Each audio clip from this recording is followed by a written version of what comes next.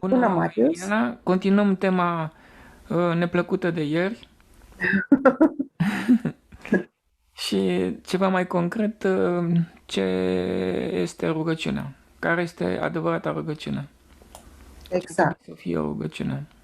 Și um, puținele persoane care văzuseră video care mi l-ai dat au spus că să vorbim, dar întotdeauna să dăm exemple. Pentru că probabil că rezonează mult mai bine în exemple. Eu știu că tu ai dat mereu exemple, le știu pe de rost și știu că n-ai cum să inventezi, dar probabil că nu strică să repetăm mereu și mereu și mereu și exemplele. Tot ce Păi aici, la vorbim. rugăciune, știm fiecare ce facem. Da, Cum facem? bine, da, în cazul ăsta e un pic mai deosebit, un pic mai aparte subiectul, dar probabil că dacă atingem și alte subiecte să... De fapt, din cauza aceasta, invităm aici oameni cu situații dificile, nu? Și încercăm să le înțelegem.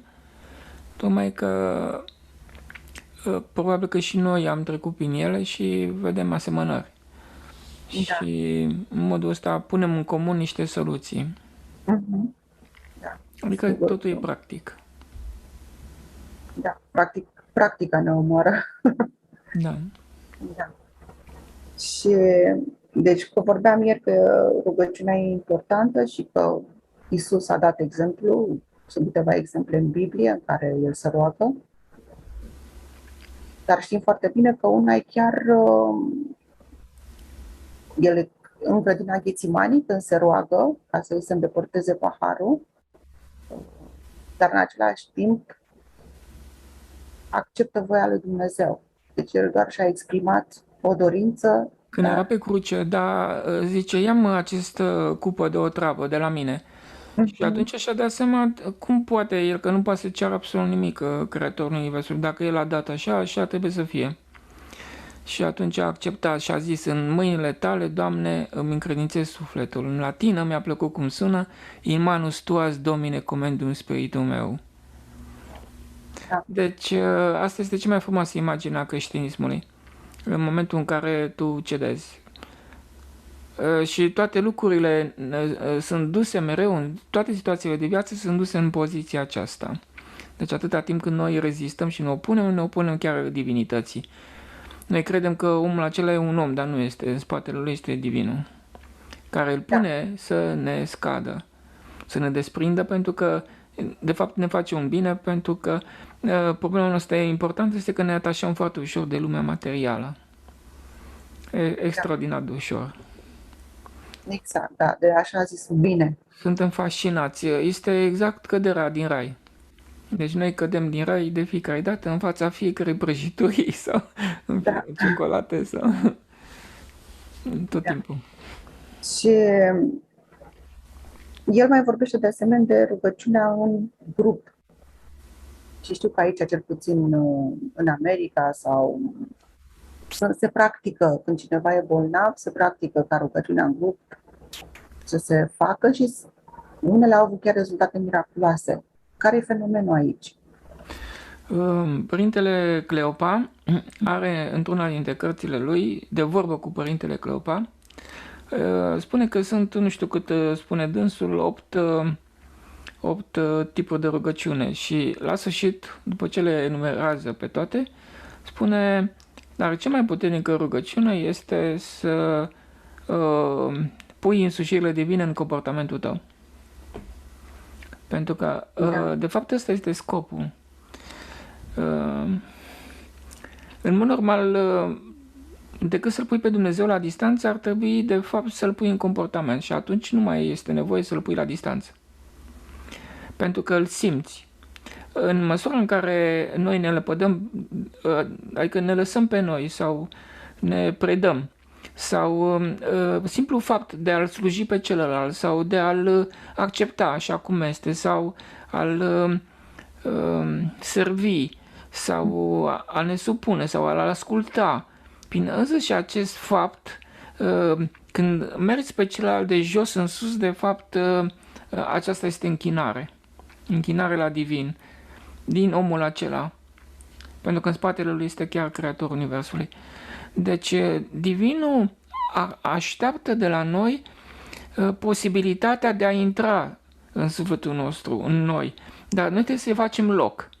Deci decât să-l pui la distanță, mai bine faci golul acela. Și golul acela se face prin dăruire, prin înfrânare, prin sacrificiu de sine pentru ceilalți. Când îl pui pe celălalt pe primul plan, imediat faci golul acela și în spațiul gol intră divinul, care natura lui este să ocupe golurile și atunci va dori el pentru tine ceea ce este mai bine pentru sine. Și asta este situația ideală. Deci prezența lui este cea care ne face viața frumoasă. Deci de ce să amân eu prezența lui când pot să o fac chiar acum? Chiar în fața situației dificile care îmi vine din față, eu pot să cedez sau să ofer victoria celuilalt sau să nu lupt, să nu mă apăr, să nu caut binele meu, dreptatea mea și adevărul meu și atunci eu am intrat în divinitate pe loc, fac golul respectiv și încep să-L simt pe Dumnezeu ca fiind chiar acea acceptare. Deci cedarea noastră, acceptarea noastră este chiar prezența Lui. De ce să nu accept și să-L pun la distanță, așteptând cine știe când, ce atenție să-mi dea, pentru că El nu are cum să-ți dea atenție dacă tu nu-i faci loc.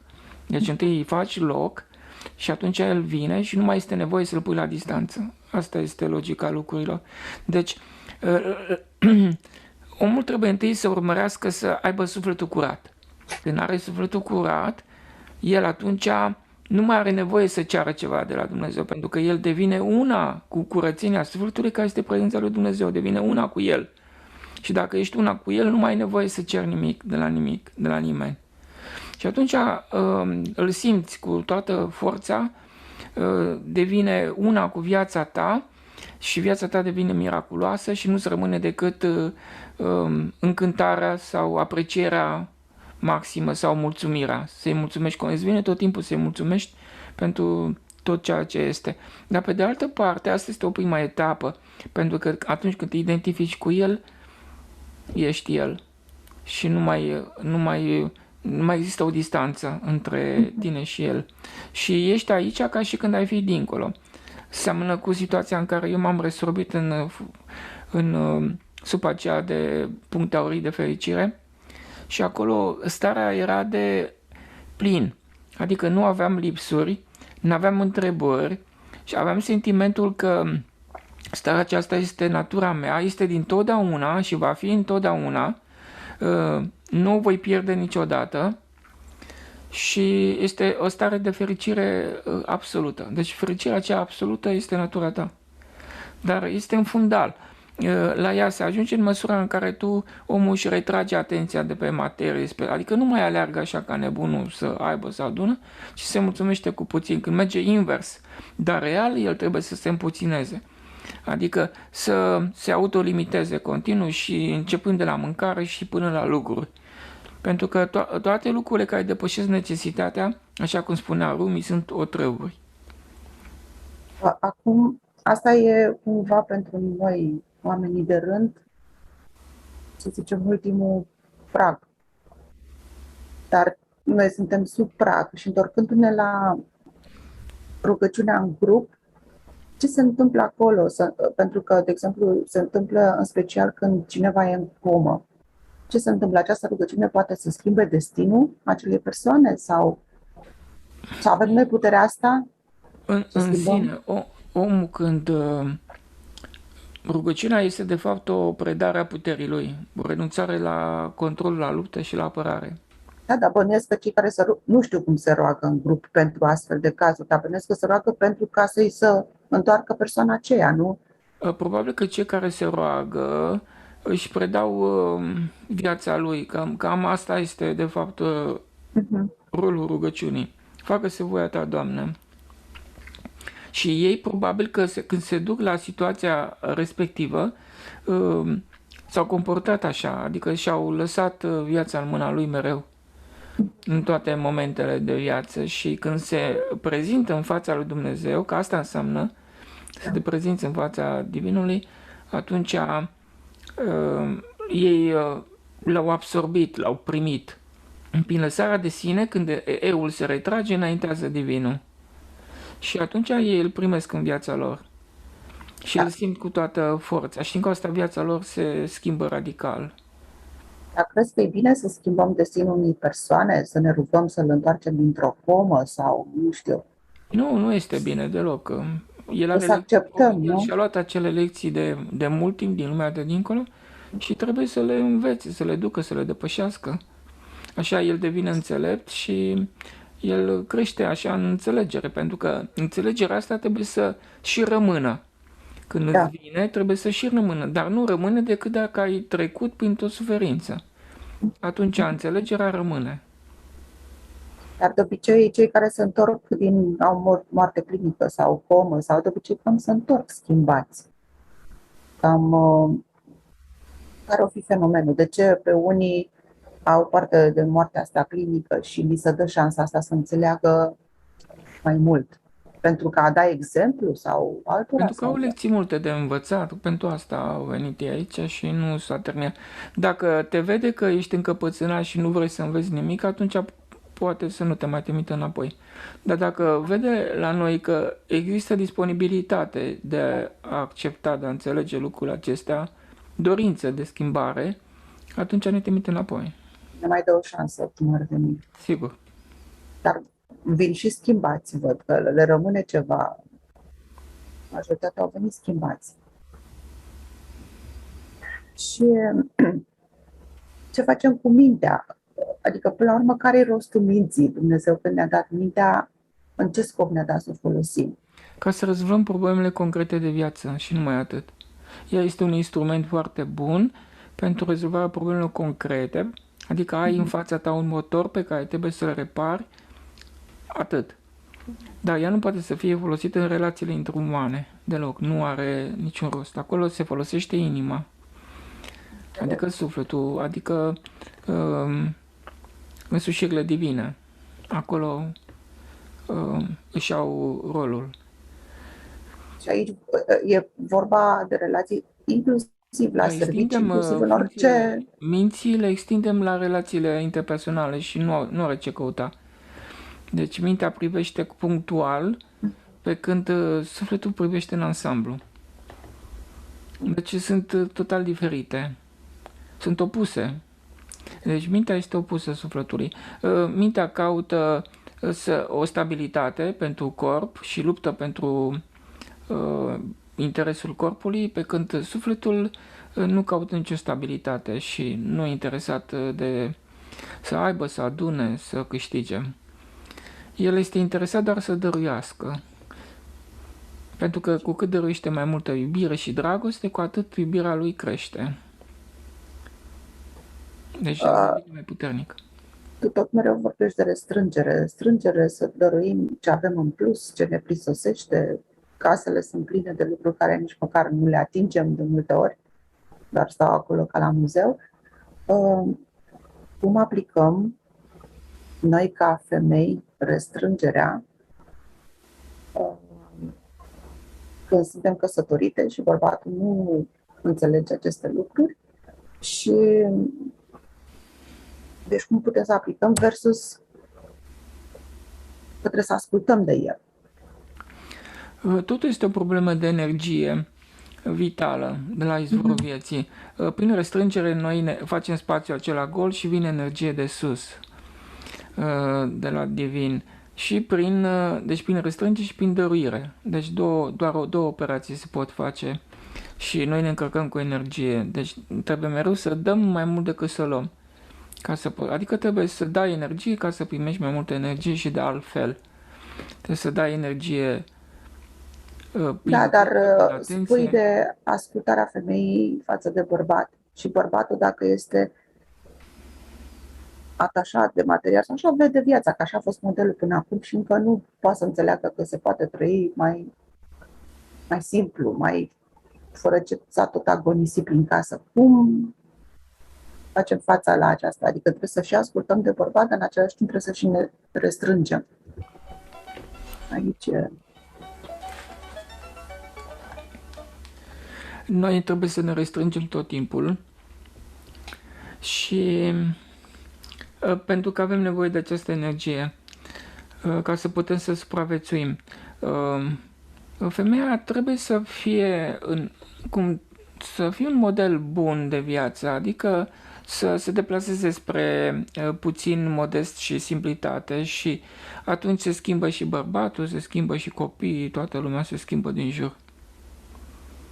Deci dacă femeia se duce spre puțin, Da, adică bărbatul el o să să fie model, să înțeleagă. mănânce puțin, să nu facă exces la îmbrăcăminte, să nu Mhm. vrea mai mult decât are nevoie și ea dacă face lucrul acesta, ea se încarcă cu energie și de energia ei beneficiază toți din jur.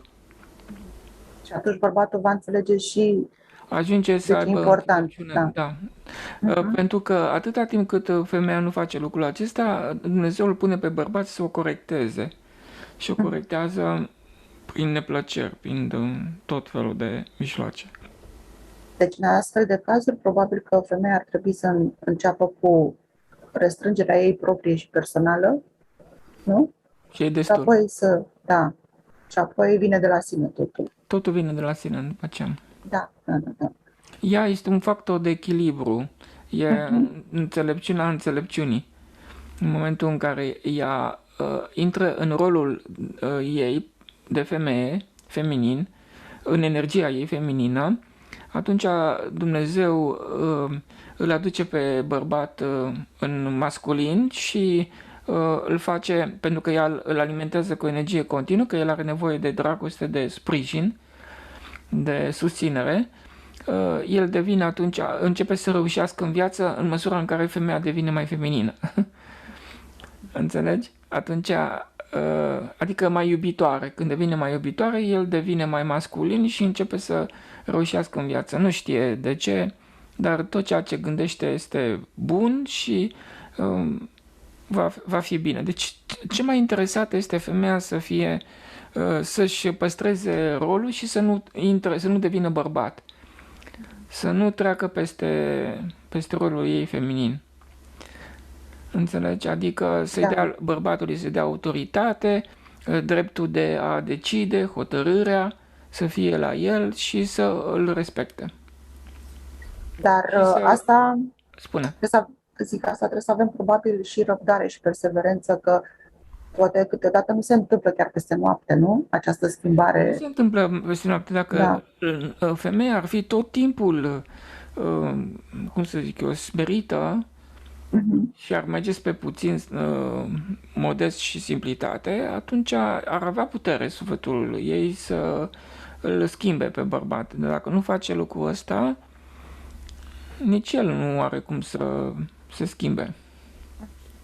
Dar dacă bărbatul e primordial, de ce depinde atât de mult de femeie? Pare un paradox, nu? Cumva. Pentru că el este primordial pentru că ea are energie dublă. Ea având energie foarte mare, el trebuie să fie primordial ca să poată să tempereze energia ei.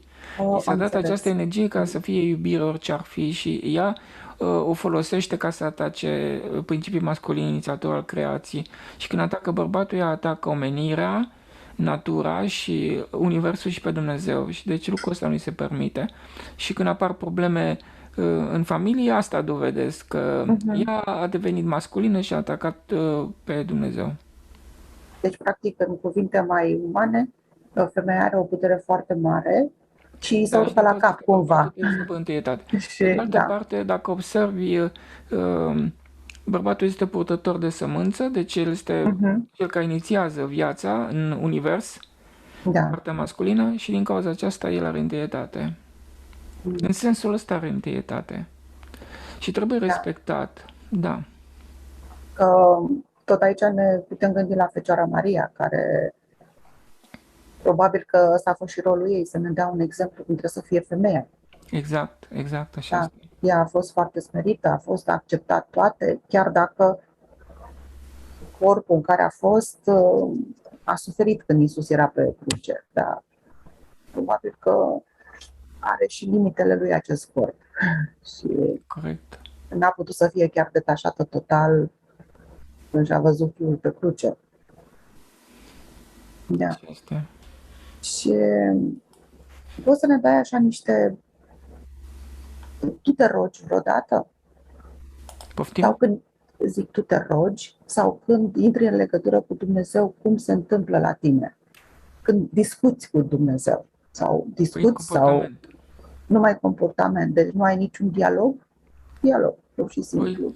e dialogul cel mai fantastic, prin comportament. Adică, Mhm. um, când te lași pe tine, ai intrat în el și ai toată conștiința că ești în el. Dacă crezi că ai nevoie să dialoghezi, poți să dialoghezi, dar să-l simți și să-l trăiești și să-l manifesti este lucrul cel mai frumos posibil pe pământ. Pentru că acum privim din partea noastră așa, acestora care avem tendința să ne schimbăm, deci este foarte greu să ștergem unele programe.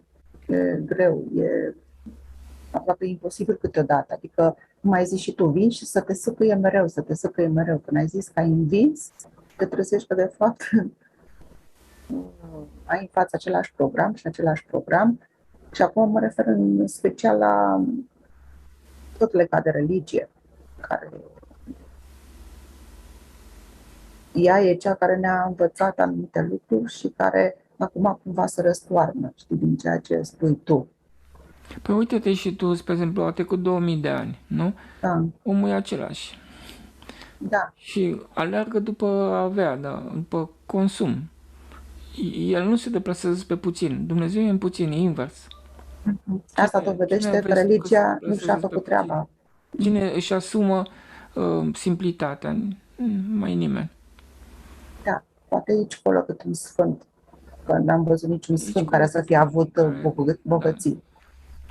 Da.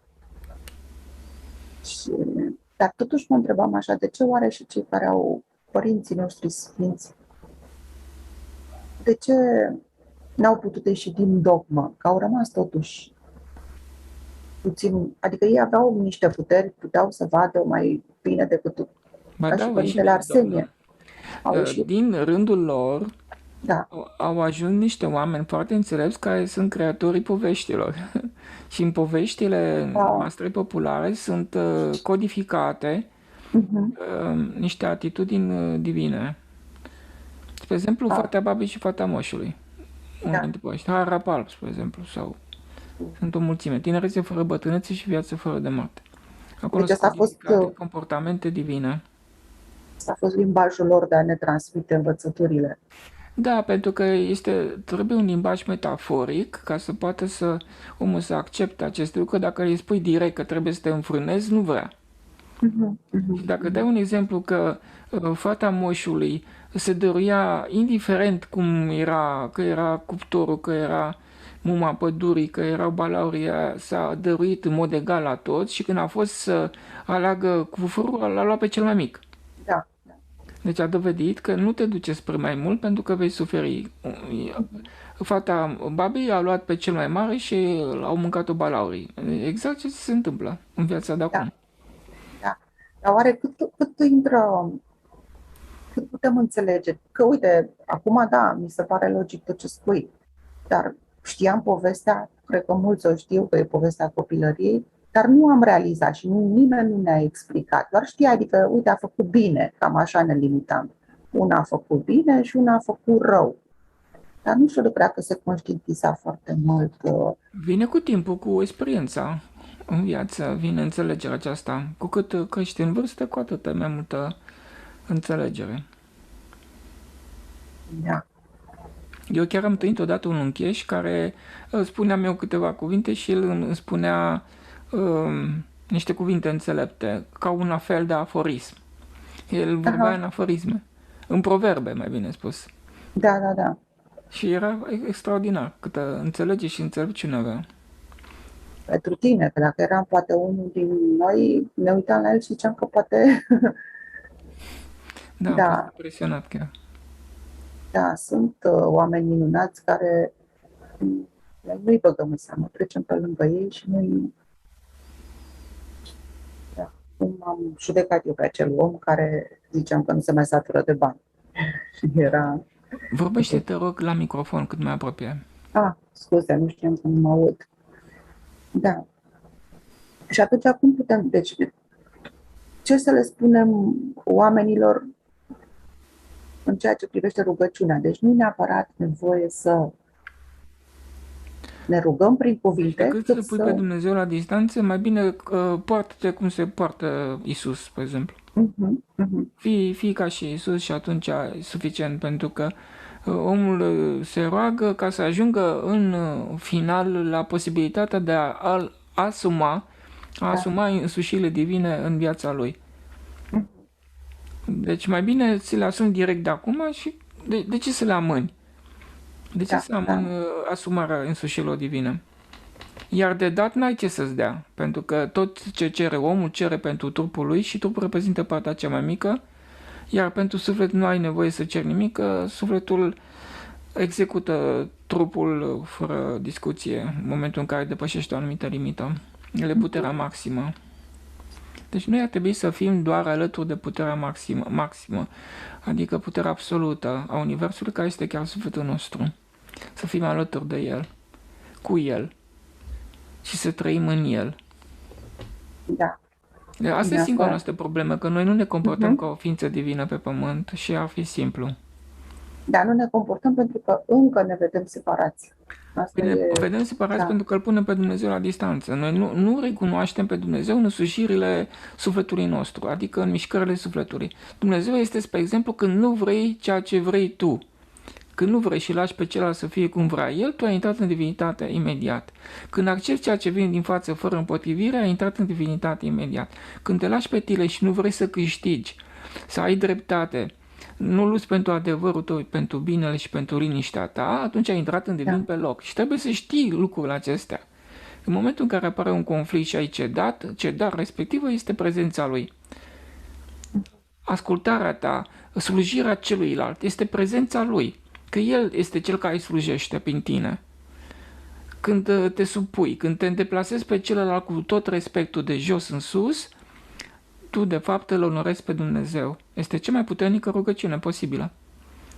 da, da, da. Oamenii Dar nu știu asta. Nu știu, trebuie nu... să ți-l asumi, să-l Da. trăiești. Dacă Mhm. nu-l trăiești, atunci ce faci? Tot amâni și până la urmă când? Da. Când te hotărăști să te apuci să-l trăiești?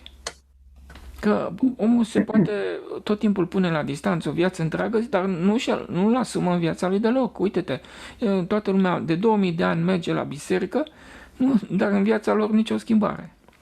Da. Aleargă, își cumpără tot felul de lucruri, gândesc că fericirea vieții înseamnă să adune cât mai mult, deci este total invers. Pentru că Mhm. nu se întâlnesc cu el și nu-l simt, nu se simt responsabili. Pentru că dacă ar face loc, atunci Dumnezeu i-ar înțelepți, i-ar deveni înțelept și s-ar feri să vrea mai mult, pentru că asta ar Da. însemna să-și piardă sufletul și nu vor vrea și vor respinge. Atracțiile lumii nu le vor vrea, dar omul vrea atracțiile lumii. Da, da, da. Deci el nu e deloc cu Dumnezeu, el fuge de Dumnezeu. Când omul se deplasează spre mai mult decât are nevoie, el de fapt a ieșit din divinitate, instantaneu. Și nu are cum să ajungă să fie înțelept sau credincios cu adevărat decât dacă reduce din posesii. Și nu cred vreodată că cineva va reduce din posesii. Adică din casa aia mare să vrea o casă mică, din mașină să renunțe la mașină să meargă pe jos și așa mai departe. Nu cred că cineva va, pentru că posesiile sunt obiecte în minte, înseamnă eu pe primul plan. Și sunt cădere. Sunt cădere. Și nimeni nu spune lucrurile acestea. Da. Lazarev explica, genul ăsta explica că tot ce e aici reprezintă o energie, adică noi consumăm energie pentru orice avem. Și dacă tu, ca om, ai energie puțină și o mai și consumi pe o casă, pe o mașină, pe eu știu orice altceva, e normal că poți să intri chiar și pe minus și să începi să-ți golești urmașii și atunci e rezolvat. Ai obținut casa care ai dorit-o, dar poate ți s-a îmbolnăvit copilul. Corect. Sau, Așa se întâmplă întotdeauna. da, Pentru că noi punem țelurile vieții în afară. da, oamenii nu știu despre această, ei nu știu, adică că există o energie care se poate consuma sau care se poate înmulți. Nu știu. Asta e, Deci, întâi trebuie să se restrângă și vor ști. Deci înțelegerea vine numai după restrângere. Înțelegerea, înțelepciunea vine numai după restrângere. Întâi să te restrângi și vei înțelege. Se va ridica vălul. Se va ridica vălul automat. Când te limitezi și ajungi numai atât cât ai nevoie, imediat vălul s-a ridicat.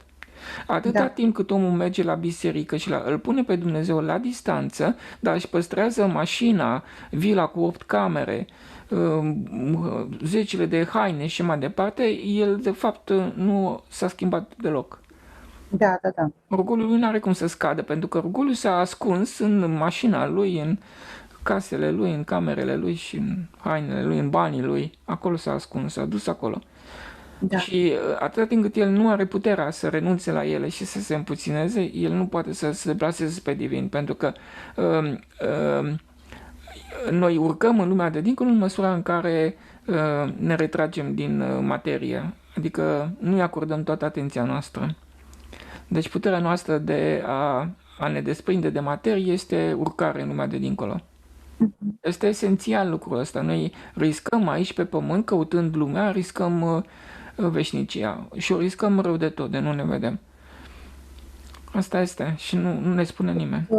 cât am locuit în Predeal, era un preot care avea obiceiul chiar să întrerupă slujba și să certe pe cei care vorbeau sau care nu erau cuvincioși sau care acum în ziua de azi preoții nu mai atrag atenția la nimic, nu mai pur și simplu, chiar și predicile care le fac foarte rar vorbesc de conduita omului, cum ar trebui să fie. De cele mai multe ori explică importanța zilei respective, care s-a spus acolo la liturghie, și nu ar trebui poate să vorbească mai mult, nu? Să le spună, să se întoarcă, cum să se umilească, exact cum spuneai tu de exemplu pe Estera.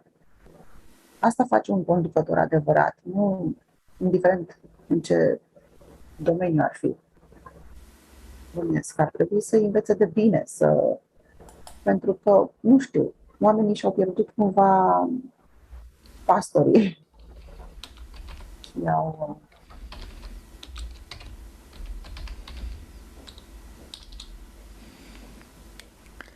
Și biserica era singura care îi înfrâna cumva.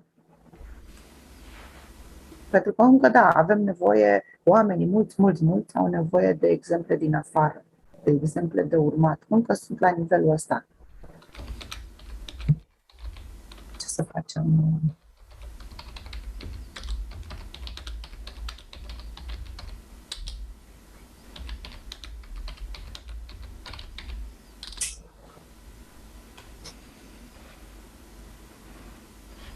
Da. Cam asta e despre rugăciune și despre dacă nu-i pus în comportament, practic, este din pierdut. Exact. Nu avem nimic mai mult de spus, pentru că practic ne-am învârtit în jurul cozii. Iuliana, fac o mică pauză, că trebuie să... Da? Și fac doar pauză. Okay. Deci începusem, să discutăm de reîncarnare. Da. Uite, un text din Enigma lumilor paralele. Hai spune așa, religia creștină nu acceptă oficial existența reîncarnării, dar nici nu o neagă în mod explicit. Se pare că scripturile canonice au fost epurate de orice aluzie la reîncarnare pe vremea împăratului Justinian. Pe de o parte, el voia să diminueze astfel importanța școlii creștine din Alexandria, favorabilă ideii reîncarnării, iar pe de altă parte, soția lui, împărăteasa Teodora, se opunea acestei idei pentru motive personale. Așa se face că împăratul a convocat la Constantinopol în anul 553 un conciliu cerându-i să elimine din scriptură orice referire la reîncarnare. Decizia a fost adoptată cu 42 de voturi contra 38, în condițiile în care o serie de patriarhi și arhiepiscopi n-au putut ajunge la timp, iar Papa Virgiliu, care inițial nu fusese de acord cu astfel de decizie, a primit domiciliu forțat. El va fi obligat mai târziu de Justinian să semneze totuși actul. Înțelegi? Deci, și oricum, așa se face treaba în istorie. Dumnezeu le-a pus un pic și de văl și aici, pentru că ei au scăpat și în Biblie au scăpat anumite, chiar dacă au scos despre reîncarnare pasajele, au și scăpat din ele, mai sunt încă. Știi că Iisus la un moment dat îi întreabă pe ucenici, cine credeți că sunt eu?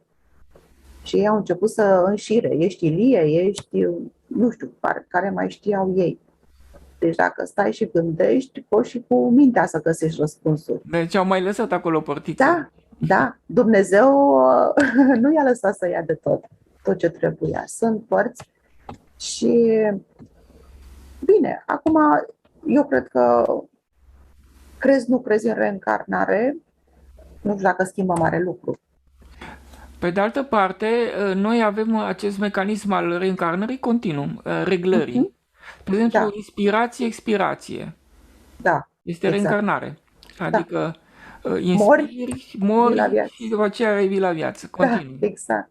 Și dacă chiar viața noastră se bazează pe așa ceva, cum să nu se bazeze viața noastră și mai departe pe așa ceva? Pentru că trebuie să-ți dea șansa de schimbare ca să ajungi la iubirea orice ar fi. Dumnezeu nu poate să ia această șansă, este imposibil. Da. Și ar fi și poate nedrept ca unul să, nu știu, să aibă o șansă.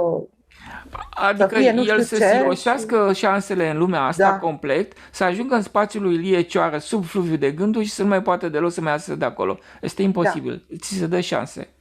E adevărat că există și cu o zonă cu irecuperabile care au fost trimiși de mai multe ori pe pământ, li s-a oferit șansa să se schimbe și ei nu au vrut deloc și în cauza asta sunt în locul acela. Dar probabil că și ei și lor li se dă o anumită șansă cândva. Deci asta e o parte bună, Marius. Noi ăștia care este pământ, Întotdeauna există speranță, că asta înseamnă Dumnezeu. Orice gând sau orice, să zic eu, idee care reprezintă o speranță, un optimism, îți dă șanse, îți dă posibilitatea să respiri în continuare, este divină, numai aceea este adevărată. Da, Deci, da. orice idee care îți ia din șanse, din speranțe, nu este adevărată. Deci a nu exista reîncarnare nu poate să fie adevărat, pentru că e ca și când ți-ar lua viața. Ți-ar lua șansele de refacere. Și nu poate Dumnezeu să facă asta, El îți multiplică șansele de refacere continuu.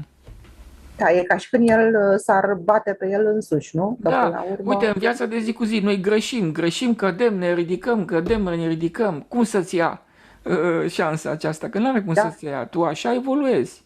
Într-adevăr, la sfârșitul vieții se adună pe plus și minus toate căderile acestea, dar ca să vezi unde ajungi în lumea de dincolo, ca să fie o înțelepțire.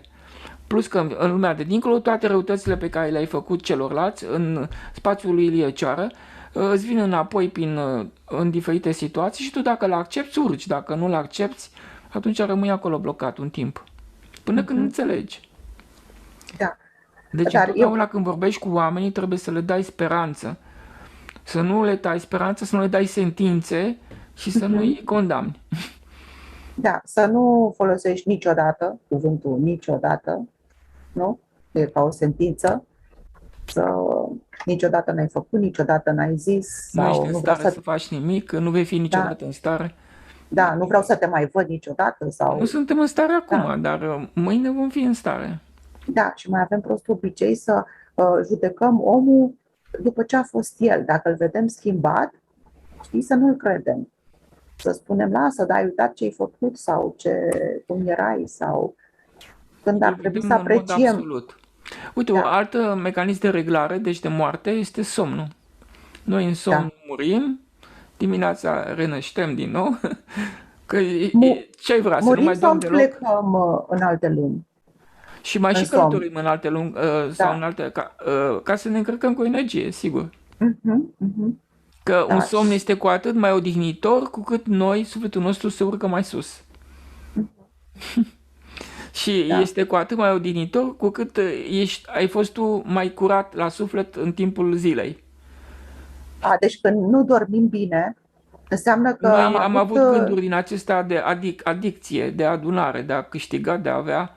Și în cauza asta nu putem să urcăm, că suntem preocupați de materie. Adică materia ne-a ocupat toată atenția, tot câmpul nostru vizual. Și a pătruns în noi și noi suntem capturați în materie. Și noi nu putem să urcăm.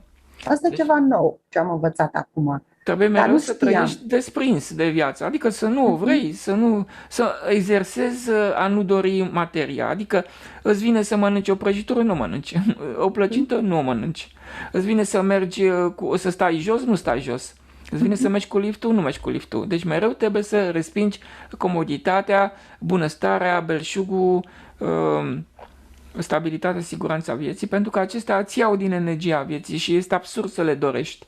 Deci Da, omul da, realizează o absurditate, adică este împotriva intereselor lui, adică își pierde viața, își cedează viața materiei și materia se duce pe comoditatea respectivă.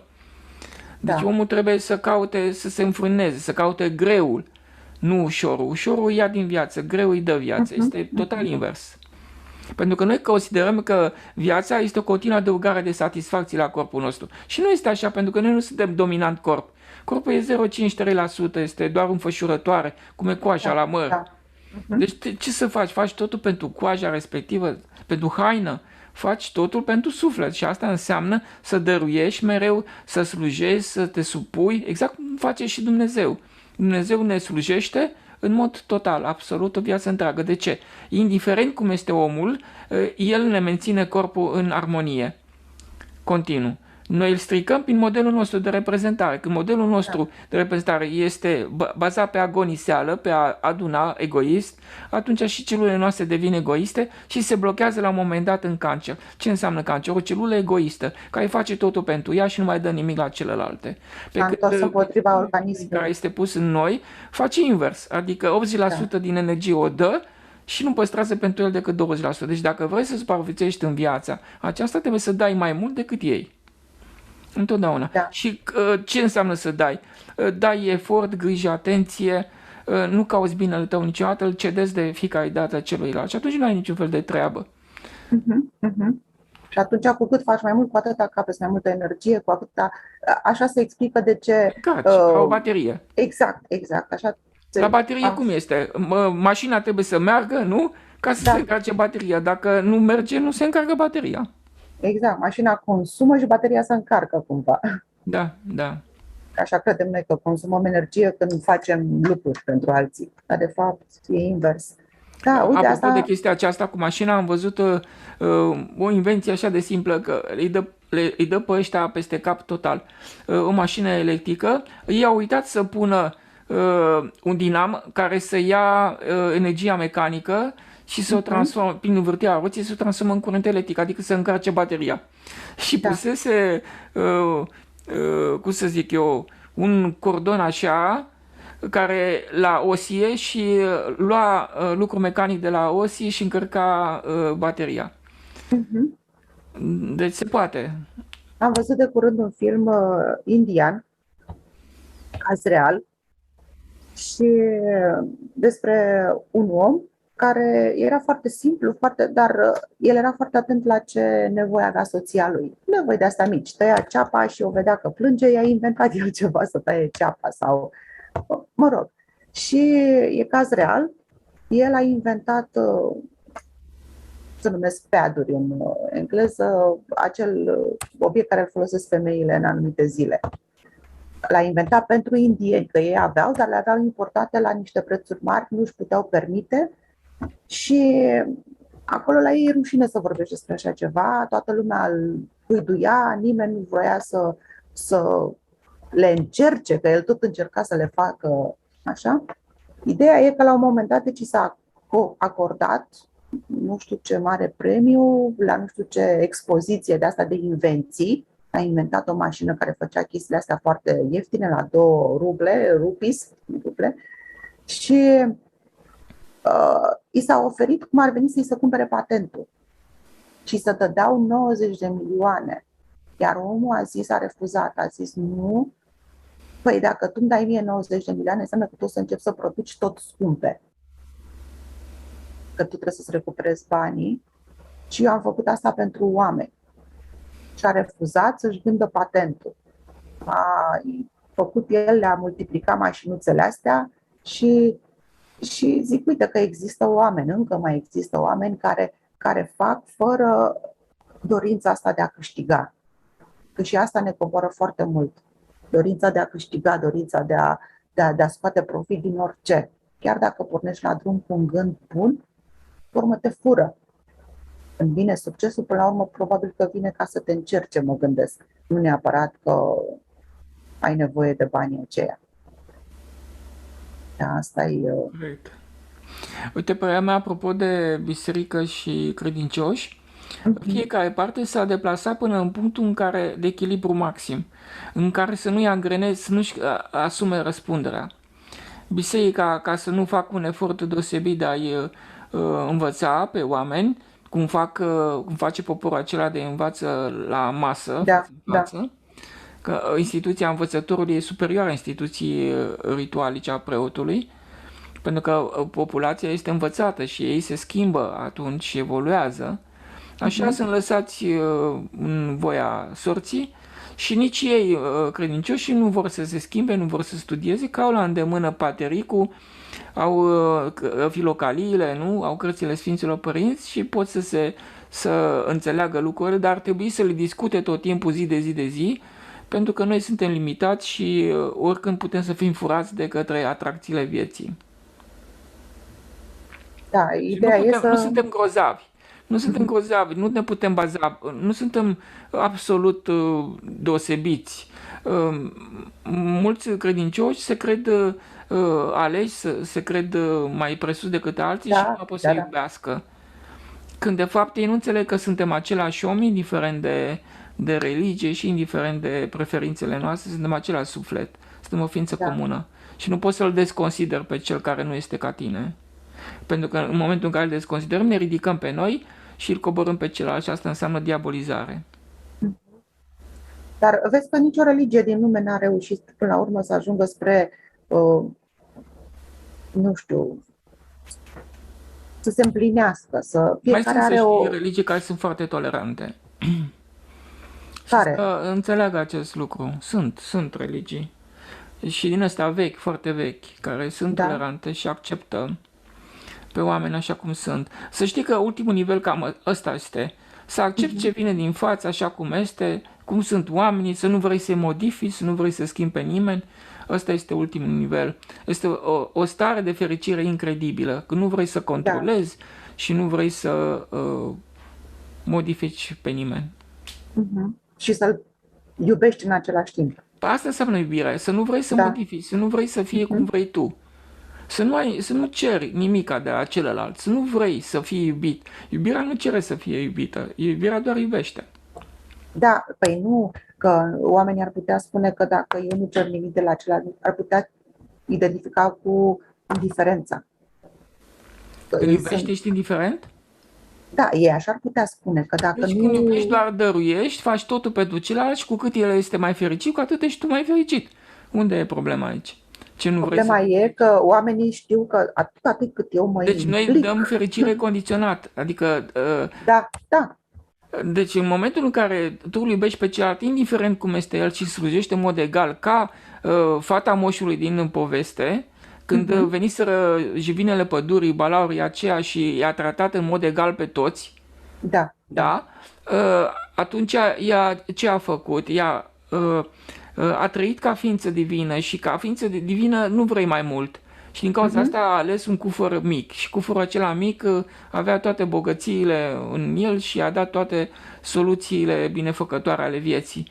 Deci noi când vrem mai multă viață și să avem atenție de la celălalt, să ne acorde atenție, să ne dovedească că ne iubește și mai departe, toate aceste pretenții sunt pretențiile egoului și în măsura în care vrem lucrul acesta, oamenii se vor îndepărta de noi și viața ne va dezamăgi. Pentru că trebuie să ne dezamăgească, pentru că vrei ceva cu un eu. Nu trebuie să vrei nimic, tu ești ființa divină și trebuie doar să dai. Deci ființa divină nu are decât o singură nevoie, să dăruiască, nu are nevoie să primească nimic. Când ajungi în această stare de fericire maximă, pentru că fericirea urcă din noi, se ridică la suprafață din noi și este natura noastră și atunci înțelegi că nu ai nevoie, fericirea nu depinde de ceva exterior niciodată. Exteriorul, lumea, doar ne ia din energia vieții, nu ne dă viață. Noi câștigăm viață numai când dăruim energie. Când dăm energie, primim mai multă energie. Este invers. da, da, da. Nu știu, poate cred că ar trebui scrise ca niște reguli. Cred că o să iau din nou și o să fac niște transcripturi, să le punem așa Știi că cu ca cât faci mai multe transcripturi, cu atât vei înțelege mai bine lucrurile. da, dai seama, Este cazul o, este meu, o, este o muncă de o viață, într-adevăr, dar așa te apropii mai mult de Dumnezeu. da, tu știi munca mea care am început-o cu traducerile și uh, sinceră să fiu, știi că câteodată îmi venea în minte, zic, oare are rost? Oare mai are rost? Cum Oare să are nu? rost? Continuare Ce? rost. Cum să nu? Da. Și pormai mi-am răspuns singură, zic, normal, zic, are rost, zic, în primul rând și pentru mine are rost, că eu le aprofundez tot așa, zic, și apoi nici nu contează o persoană dacă se schimbă și e ca și când Știi ne-am ce atins făcea pe timpul țelul. lui Ceaușescu? Pentru că nu existau metode din acestea de a copia, nu Xerox și așa mai departe, nu Da, exista pe timpul acela. Eu m-am transformat în copiator. Adică făceam rost de cărți a unor autori deosebiți în original, spre exemplu, Prea fericitul Augustin, mhm, Confesiunile, și le-am scris la mână, le-am copiat de mână. Adică le-am aha. scris din nou, ca un scrib. Și Ai simțit tu sau vrei să o dai cuiva sau în nu, ce vreau ca scop? să pot să le recitesc, pentru că cartea nu puteam să A, țin decât o anumită perioadă, o lună de zile și trebuia să o dau înapoi. Și ca să am pot să înțeles. aprofundez, să mai citesc de mai multe ori, eu am copiat-o, am scris-o. Și Și ai făcând mai, lucrul acesta, am pătruns într-un interior al ei, într-un univers al ei și așa am înțeles lucrurile mai bine, pentru că în momentul în care scrii, este alt da, ritm de recepție, de recepționare a informației. Când da, citești, exact. curge foarte repede, dar când scrii, se fixează mult mai mult și am Mhm. descoperit această dimensiune. Dar probabil că e un pic diferit între a scrie cu mâna și a scrie la calculator, nu? Da, Vezi este care, diferit și este foarte importantă scrierea cu mâna. da. Se facă conexiuni în creier inedite, Mhm. mai mult decât a scrie la calculator, deci ai nevoie de scris cu mâna. Da, da, da, da. Da, aveam și eu tot timpul obiceiul ăsta să-mi iau notițe de toate Și după cărțile ce am sau... extins, exact cum spui tu, luam lucrurile, citatele care îmi plăceau mie cel mai mult și le scriam. Și am Da, scris așa mii și mii de pagini, nu mă mai uitam niciodată la ele. Asta e metoda lui D'Alembert. da, Lambert exact. scria și nu se mai uita la ele, dar scriind el scria de fapt în sufletul lui, se fixa foarte bine. Da, da, da. Da, așa făceam și eu, dar pe urmă mă întrebam oare de ce le-am scris, că nu mă mai uitam pe ele sau nu. Da, Da. dar uite că Și ele au îndepărtat, te-au transformat pe tine. da, ei au îndepărtat generația tânără și prin faptul ăsta. Ei nu mai scriu, nu mai scriu de mână. Da, trebuie scris și cu cât crești în vârstă, cu atât trebuie să scrii mai mult de mână. Să te apuci Mhm. să scrii cărți, adică să extragi din cărți ceea ce crezi tu că este important și să scrii mereu. Ca să-ți păstrezi aici sănătatea, probabil. Nu, se scrie în suflet și devine Ah, personalitate, devine felul tău de a fi și nu știi ce este, că după aceea nu mai știi ca ideea ta și ideea celuilalt. Adică devii tu, uite ce frumos. Da, da. scrii în suflet. Foarte frumos. Da, am să scot de aici niște citate și o Ajungi la să... o comuniune ca autor așa de mare, spre exemplu, am scris așa Baruch Spinoza, Mhm. Etica, o carte a lui Baruch Spinoza și tot așa am copiat-o și ajunsesem așa de profund încât aveam sentimentul că în spatele meu mereu mă uitam, îl simțeam prezent. Deci comuniunea este foarte puternică. Da, da, da, Îl da. simțeam prezent lângă mine și chiar mă inspira. Ajunsese să vorbesc ca și el, adică nu mai știam care sunt afirmațiile lui sau care sunt ale mele. Le înglobez în felul tău de a fi. Da. Și Uite, fiecare din probabil, autorii ăștia îți schimbă felul de a fi, adică își pun o amprentă pe personalitatea ta. uite, așa probabil că se explică și faptul că generația noastră, care scria foarte mult și la școală scria mult, știi că aveam de făcut fel și fel de comentarii sau eu știu cum se numeau, și, și generația copiilor noștri care nu mai scriu din ce în ce mai sau scriu la calculator. Și uite, așa și pot fi manipulați, bănuiesc, pentru că ei nu simt nevoia nici acum ce se întâmplă să citească. Nu simt Sigur. nevoia. Ei doar iau ce li se dă la televizor, deci nu simt nevoia și ca să discuți cu ei, te privesc ca și când ești, nu știu, învechit sau vorbesc de fata mea, că i-am spus, zic, nu vreau să-ți impun nimic, doar uite, citește tu și vezi tu opinia ta proprie și personală.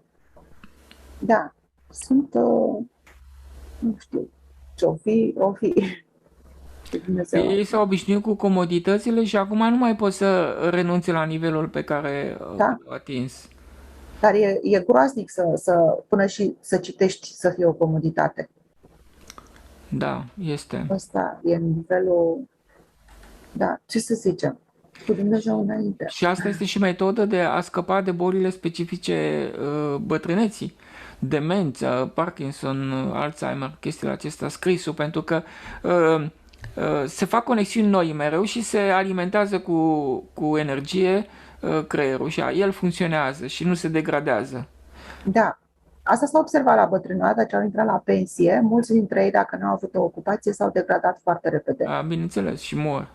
Da, Pentru că la bătrânețe trebuie să muncești mai mult decât la tinerețe. Ca să exact. dai energie, cu cât dai energie, tu primești energie mai multă, deci nu trebuie să Mhm. te oprești deloc niciodată. În momentul în Da, care te-ai oprit, s-a terminat oricum jocul. ai. Uite, exemplu tatălui Lazarev. L-a luat la oraș 2 săptămâni, că zicea că muncește prea mult la câmp. Și când a ajuns la Da, oraș, n-a avut ce să facă și în 2 săptămâni a murit. da, Deci, da, da. cu atât mai mult la vârstă înaintată, omul trebuie să nu se oprească din efort niciodată. Mhm, mhm. Efortul ține în viață. Da, dar suntem învățați să avem, că grija pentru bătrâni este să-i popoloșim. Vezi, așa, suntem Și învățate îi și omorâm iar, atunci. da, și îi omorâm. Pentru că le luăm, Pentru nu că mai poți. comoditatea, da, bunăstarea, comoditatea le ia din energia vieții. Da, da, da, da, da. Da, normal, dacă nu poate să facă, îl ajuți, dar dacă poate, lasă-l să facă, nu? Nu e ca și când ai fi Sau cel frunți. puțin să meargă pe jos, să meargă cât mai mult. Da, da, să plimbe, normal, să facă Să lucruri cu plimbe toată putere. ziulica, sigur. Sau să-i dai sarcini. Să se ducă să cumpere, să se ducă să facă ceva sarcini. Da, da, Să da, da. facă curățenie prin casă, cât mai multe sarcini. Mhm, Să se mhm. simtă util, de Exact, asta folos. e ideea, să Și se simtă eventual util. să-și folosească pasiunile și să le continue, să le dezvolte. Da, E da, pasionat să scrie cărți, să scrie cărți, să facă nu știu ce, da, mâncare și mai departe să le facă. da, da, da. Și eventual putem chiar și să-i stimulăm, să le Sigur dăm, că da, sigur, să le avem găsești nevoie să, ocupații, da, da, să fie tot timpul în activitate. da. Și asta e de învățat și pentru noi, cei care ne apropiem de vârsta asta, ca să știm ce Și avem de noi suntem în făcut. aceeași situație, sigur. Da, să nu ne oprim, că se oprește bicicleta pe Se care oprește, da, putem. trebuie să pedalezi tot timpul. Da, da, da, exact. Cum ai pedalat, gata. Când nu ai pedalat, se oprește. Da, mai ales dacă suntem și consumatori de energie pe alte părți, trebuie neapărat să pedalăm ca să o înlocuim. Da, da. Bine, Marius, bine atunci. Nu știu despre ce să mai discutăm, nu știu. Eu Lăsăm o altă dată, da, aștept întrebări, când mi se adună întrebări, sigur. o să te las pe tine să răspunzi la ele, chiar dacă poate aș putea eu, dar e mai bine. Mi se pare că atunci când răspunzi tu, energia ta, nu știu, altfel îi face să înțeleagă decât eu nu sunt desăvârșită și încă au piedici. Nimeni nu este desăvârșit, suntem egali. Da. Bine, Marius, mulțumesc încă o dată și Și eu pentru mulțumesc, acest... seară frumoasă. Mulțumesc, o zi bună!